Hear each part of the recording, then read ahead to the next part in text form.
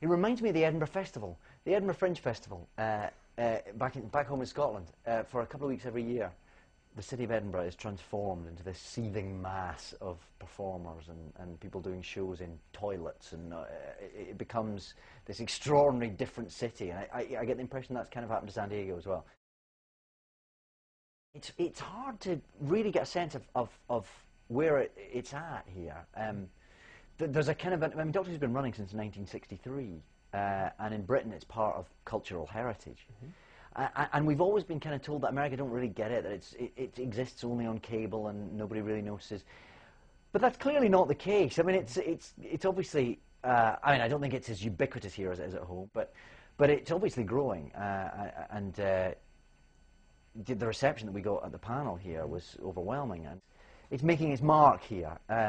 But just adjusting to exactly how well known we are here, I don't think I was quite expecting that. I suppose just the reaction at the panel and when we introduced the screening last night, just thousands of people who all seem very passionate about the show, and from the questions they ask seem to know a lot about the show, and it's great. I'm delighted. There's something unique in the basic principle of it, that there's something extraordinarily high-tech. It's something completely beyond our ken in a machine that can travel through time and space.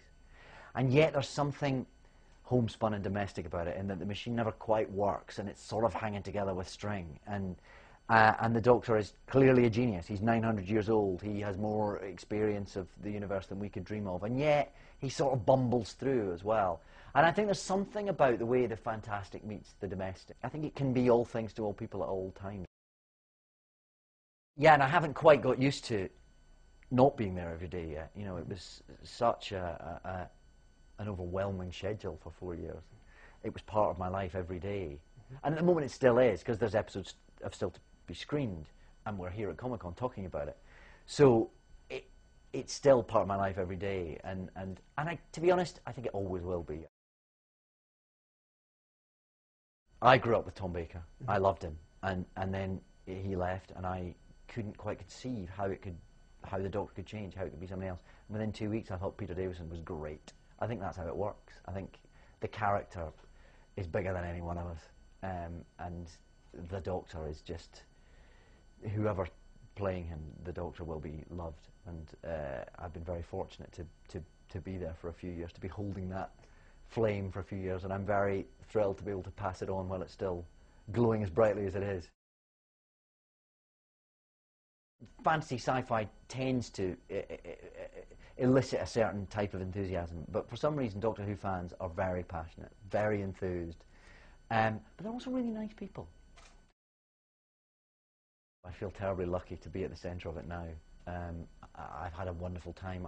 I've got to act in some of the finest scripts I've ever read. I've got to be in a show that I'm immensely proud of, and that I think is genuinely great. You know, so there's very little to complain about.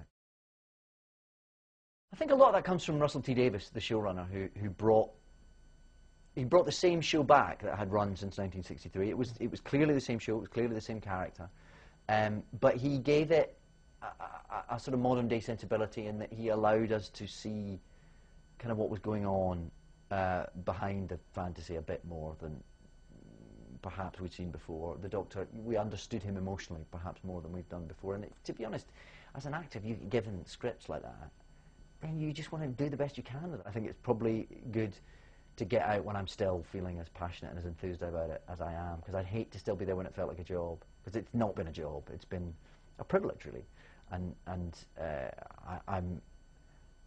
glad that that's how I'll always think of it.